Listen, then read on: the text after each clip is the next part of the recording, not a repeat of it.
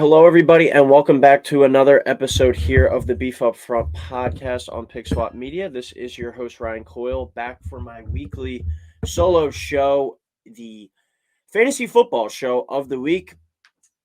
The one podcast I do each week by myself, do the college football with Joe, the NFL with Kevin. This is my show, the fantasy football one, where I give you my start and sit list each and every week here on Pick Swap Media for Beef Up Front. We're after last week, we are now 5-0 on the year with our starts outscoring our sits. So should be your go-to show each and every week for fantasy football. Looking to give out winners on the daily fantasy lineups each week.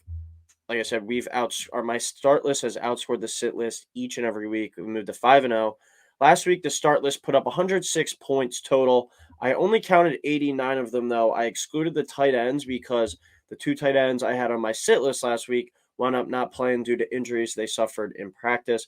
That was Kyle Pitts on the sit list, as well as Dawson Knox. So I thought, to be fair, let's not include the tight ends from the start list, and without including them, still outscored the sit list by 23 points, 89 to 66. Wasn't our best week. We've been putting up in the high hundreds. It was 106 points total with the start, but when you take out the two tight ends that I had of George Kittle and Zach Ertz, that brings us down to 89. But just to run through the start list, we had Tom Brady finished as the seventh best quarterback with 19 points. Trevor Lawrence finished 21st with 13. Dameon Pierce starting to really take off, 11th best with 20 points. J.K. Dobbins had a rough week, 58th with 4 points. We had Chris Godwin, 29th with 12 points. Devontae Smith, 12th with 18 points. George Kittle, 20th with 7 points. Zach Ertz, 10th with 10 points. Like I said, didn't include those in the with the 106 for the normal inclusion, the normal contest that I like to do, start versus sit. Defense, Packers versus Giants. Packers had a bad week, 21st with 3 points, but still, even with taking those tight ends out, that brought us to 89 points for the whole list, and that outscores our sit list by 23, as the sit list only got 66 points. Matthew Stafford, 23rd best quarterback, did really well in the quarterbacks last week. 23rd, only getting 11 points, and Jared Goff, 29th, only getting 6 points. And you look at running backs, did really well there. Again, Antonio Gibson, 44th with 6 points. Ezekiel Elliott, 39th with 7 points. Marquise Brown had a nice week, 10th with 21 points. Is our only miss on the sit list. Michael Pittman, 37th with 10 points. It was a pretty good sit there. As I said, Pitts and Knox were out at tight end, so didn't include them. And then we had Panthers defense, which has had a pretty decent fantasy season. They finished 12th with only 5 points last week. So we'll get into it now for week 6. Back rolling again, looking to go 6-0. So we're trying to go 17 or 18-0. Trying to figure out if I'll do a week 18 show, just because it's kind of funky where a lot of leagues stop by then. But if you have daily fantasy and we're 17-0, we might just go for 18. But we'll go back right to the well with the start list again. 2 quarterbacks, 2 running backs, 2 receivers, 2 tight ends, and a defense. Starting at the quarterback, I'm going to go with Aaron Rodgers versus the Jets. Rodgers and the Packers offense haven't really been clicking that much this season. Went over to London last week, lost to the Giants as 8-point favorites in that one. This week, back home to the friendly confines of Lambeau Field. Jets are riding high, feeling good about themselves. I think Aaron Rodgers comes out this week and smacks them around a little bit this week. You could tell last week at the end of that game, he's pissed off. He's upset. He doesn't really have the assortment of weapons, like with Devontae Adams not being there, Jordy Nelson not being there. Randall Cobb is there, but past his prime. Guys who are really starting to just kind of figure out their way in the NFL. And under Aaron Rodgers, I think he goes out and has a big game this week. Packers blow out the Jets by double-digit points. And he has one of those famous Rodgers games, his big afternoon, 300 yards, 3 touchdowns type of day. I think he goes out there and kind of reminds everyone, I'm still here. We're still to be taken seriously, the Green Bay Packers. Next quarterback, didn't think I would see him on this list all year. That's Geno Smith, quarterback for the Seahawks versus the Cardinals. Over under this game, 51 points. Seahawks haven't been able to stop anyone, and they've been able to put up points. Geno's gotten cooking with DK Metcalf and Tyler Lockett. I think this week against the Cardinals, it could be a shootout, like a 31-28 type game. See a lot of Geno Smith. Rashad Penny out now. Might even throw the ball around the yard a little bit more. Really like Geno this week to continue his strong season. Next, we go to the running backs. We're going to go Jeff Wilson, running back for the 49ers at the Falcons this week. Had a really nice week last week. They mixed in Tevin Coleman as well, so I expect him to have a role going forward there too. But still, Jeff Wilson, the lead back there at the Falcons this week. And last week, the Falcons gave up to Leonard Fournette. Fournette had 24 touches, 139 total yards from scrimmage. 10 of those touches were catches, so PPR especially, and he had two total touchdowns as well. I don't think Jeff Wilson will put up nearly those numbers with Tevin Coleman getting some touches. Look to maybe consider him as well as a starting option if you get him on the cheap, but I like Jeff Wilson to continue his strong play at a Falcons team that struggles to defend the run. Next running back we're going to go Tony Pollard versus the Eagles. As an Eagles fan, kind of pains me to say this one, but you look at last week's game with the Cardinals and Eno Benjamin, who is another athletic, explosive running back. He gave the Eagles some problems, especially down in the red zone. He had a nice angle route that led to a touchdown.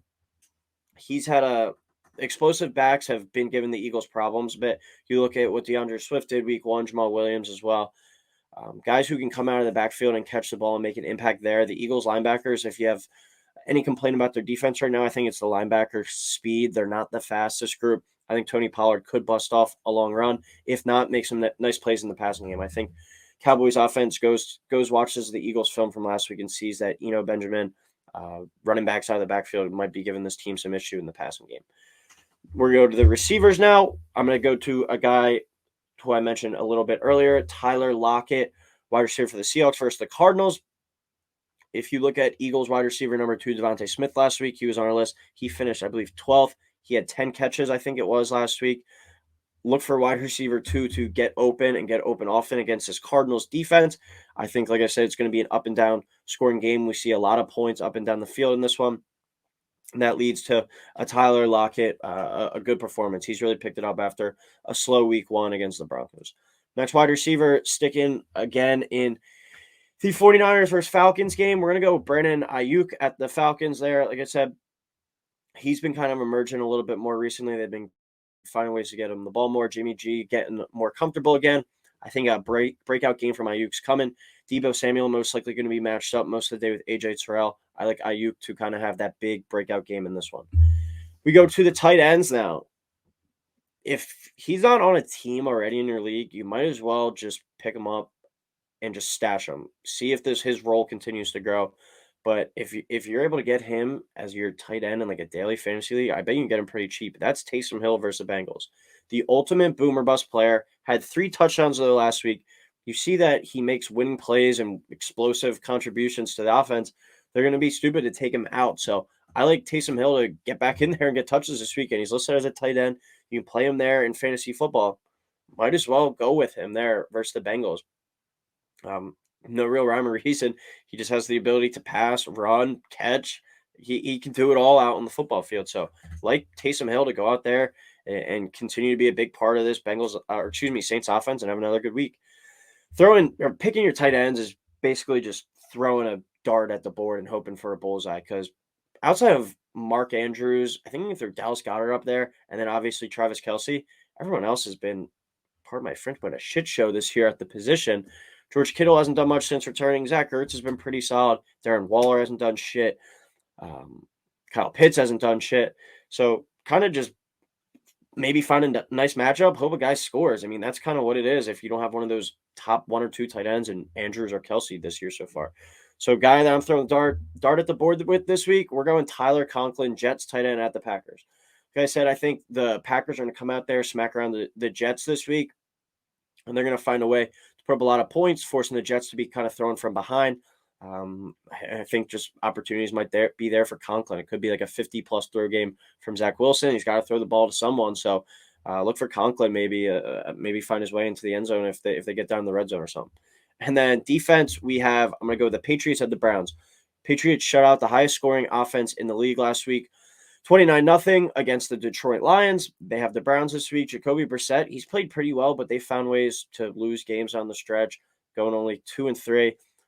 Keep in mind also Bill Belichick used to coach against Jacoby Brissett each and every day. I mean, we know Belichick's a defensive guy. He knows Brissett kind of in and out, his strengths, his weaknesses. So I like that matchup there for the Patriots. So to run back through the start list, we got Aaron Rodgers and Geno Smith at quarterback, Jeff Wilson, Tony Pollard at running back, Tyler Lockett, Brandon Ayuk at receiver, Taysom Hill and Tyler Conklin at tight end, and then defense we have Patriots at the Browns. And I'll go through the sit list. Running through this show pretty quickly, we got quarterback Russell Wilson playing on Monday Night Football at the Chargers. Just came out earlier in the week, or right at the tail end of the weekend, that apparently he's dealing with a shoulder injury. I don't know how much I believe that. I think he could just be washed. And if you watched any of that Thursday night game like I did last week, I watched the whole damn thing. That offense looks terrible right now. Losing Javonte Williams as well. Going to put more pressure on Russell's shoulders. No pun intended there. Um, Plays a Chargers defense that isn't doing as well as I thought they would be. But still, Russell Wilson, I saw him. The site I like to use for my rankings, fantasypros.com, has him as the 13th best quarterback this week. That means he's like a fringe starter in most leagues. I just can't trust him right now. So keeping Russell Wilson on the bench. Second quarterback, we're going to keep on the bench. We're going to go Joe Burrow at the Saints. Playing at the Saints is always tough. I feel like opposing quarterbacks struggle there. Marshawn Lattimore, a really good corner. This Bengals offense, most they've scored in a game this year, 27 points. They haven't been that explosive, getting that many big plays this year. So I'm looking to keep him on the bench this week. He also faces a nice pass rush with the Saints, and the Bengals offensive line still not that consistent. I think they only scored 17 points last week against the Ravens, who have struggled on defense this year as well. Kind of put all that stuff together. He makes a intriguing bench candidate this week in terms of fantasy football, and keeping him out of my daily lineups as well. Running back, we're going to sit. I have a running back starting on the opposite team in this one with Tony Pollard. I'm going to sit Miles Sanders this week. A few times he's been on this list. He's made me wrong. So as an Eagles fan, fingers crossed that he goes out and has another nice game. But the Eagles' offensive line got banged up in that game against Arizona. Jason Kelce got hurt. He should still be playing. He's a warrior out there, but I don't think nearly 100% right now. Landon Dickerson, banged up, hurt as well. Not sure if he's playing. Jordan Mailata at left tackle. I don't think he'll play again this week. And on the Cowboys defensive line, I know sacks doesn't really translate to rush defense, but still a really good defensive line that's able to get after the quarterback. They're going to be able to stop the run as well, I think. Really stifled the Rams running game as well last week. You got guys like DeMarcus Lawrence and Micah Parsons who can just wreck plays at the line of scrimmage against potentially banged up Eagles offensive line.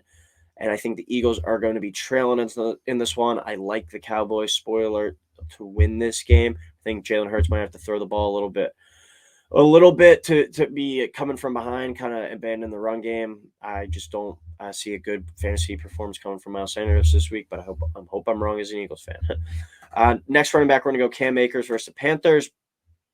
Panthers fired their coach. Maybe we see like a motivated team, a motivated performance. I know they just had a rough defensive performance against Tevin Coleman and Jeff Wilson last week, but Cam Akers hasn't really been doing much since he got back from that Achilles injury. Hasn't really looked like the same explosive guy we saw bits and pieces of at Florida State and during his rookie year. Panthers, if they do have one thing, they have some guys up front with Brian Burns and Derek Brown. And the Rams offensive line has really, really struggled. It's really struggled to protect the passer and pave lanes in the rushing game. I just can't trust Cam Akers in my lineup this week. Some people might see the matchup against the Panthers, want to throw him in. I'm telling you, keep him on the bench. First wide receiver we're looking to sit, we're going Jacoby Myers at the Browns. He had a nice game last week against Detroit, but this week he gets matched up against Denzel Ward, a really good corner, a Browns secondary that has some nice pieces back there. I'm not trusting Bailey Zappi to go out there and have another good back-to-back game. I think the Patriots have a good chance to win this one. I think if they do, it's going to be like a 16-13, 16-10 type game. Next wide receiver, George Pickens. He's starting to emerge a little bit, but he has a tough matchup against the Bucs this week. That Bucs defensive front is going to destroy the Steelers' offensive lineup there. I think Kenny Pickett's going to be getting pressured all afternoon on that game. I think that could lead to some sacks, some turnovers, and they have a nice secondary back there as well, kind of shake up the rookie quarterback, not leading to much receiving production from George Pickens. Go to the tight ends, like I said, kind of just throwing a dart at the board. You could really say sit anyone because tight ends have been sucking this year in fantasy football. So two tight ends who have had some good moments and have had some down moments as well, just like every other tight end in fantasy this year. I hate the position. I might even just eliminate it from the show going forward. We're going to go tight end Evan Ingram at the Colts. Don't really have much. The Jags offense hasn't been looking that great over the past few weeks. Against the Texans, they only scored 6 points. Against the Eagles the week before, they scored 21 points, I believe it was total, or 20, and one of those was a pick six. Offense hasn't really been cooking that much recently after having a few good performances to start off the year. Colts held the Broncos. You can, I guess, count that as an accomplishment to only 9 points the week before. So we'll see what happens in that game. And then tight end Gerald Everett versus the Broncos. The Broncos have been doing one thing well this year. It's playing defense. Shut down Mo Alley Cox last week. Not saying much, but still limited the tight end. It's a crapshoot at the tight end spot. We're hoping for the best. And then defense, probably the only time they'll be on this list all year. The Buffalo Bills at the Chiefs. Never want to start a opposing defense against Kansas City and Patrick Mahomes, even when you're the Buffalo Bills. So run through the sit list real quick. Russell Wilson and Joe Burrow as the quarterbacks. Miles Sanders, Cam Akers, running back. Jacoby Myers, George Pickens, at receiver. Evan Ingram, Gerald Everett at tight end, and Buffalo Bills at the Chiefs for the defense. That'll do it for week 6 of the college football show. Fantasy football show. Did the college football show earlier. Week 6 of the fantasy football show here on Beef Up Front. Looking to move to 6-0 with our starts outscoring our sits. Good luck, everyone, this weekend and starting Thursday night in your fantasy leagues. And we will talk next week, hopefully going 6-0.